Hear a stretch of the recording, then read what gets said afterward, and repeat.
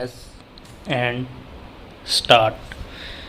The defendant contested the claim of the plaintiff, and in paragraph 14 of the written statement, it was specifically stated that the suit land was earlier in possession of Tanku and thereafter it came in possession of the defendant. Stop.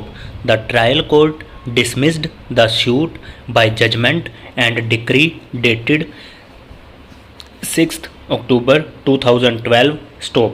Against the judgment and decree of the trial court, civil appeal number 227 of 2012 was filed by the plaintiff petitioner, which remains pending till date. Stop. During pendency of the appeal, an application was moved for amendment in the plaint, which came to be dismissed for non-prosecution, and thereafter again an application was moved for amendment, which came to be rejected by the impugned order dated 21st November 2016, passed by the appellate court, before which the appeal was pending. Stop. By the amendment application, paragraph 4A was sought to be added in the plaint to take a plea that Tanku did not have any issue and that he used to reside with the plaintiff, and that during his lifetime Tanku had transferred possession as well as title of the suit property to the plaintiff, and therefore the plaintiff became the owner in possession of the suit property. Stop. The appellate court rejected the amendment on two grounds. Stop. The first ground was that earlier also application for amendment was moved, which was rejected, and therefore the second application was not maintainable. Stop.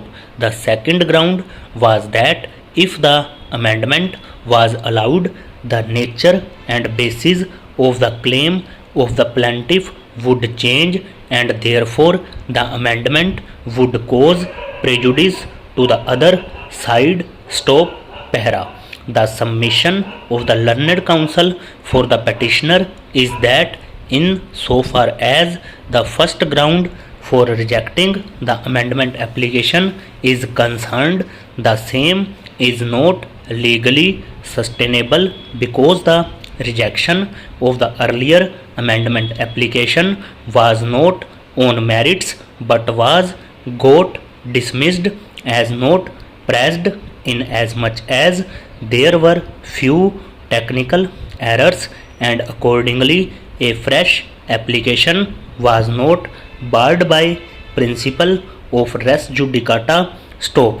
The second submission of the learned counsel for the petitioner is that since the trial court itself had come to the conclusion that the land belongs to Tanku, no prejudice would be caused to the other side if the plaintiff accepts the title of Tanku and amends the plaint accordingly, and in any case, since the land does not belong to the defendant, therefore no prejudice would be caused on allowing of the amendment. Stop. From the decisions noticed above, it is thus clear that pre-trial amendments, which are to address the real controversy between the parties in the suit, are not to be disallowed ordinarily unless it seriously prejudices the interest of the other side. Stop.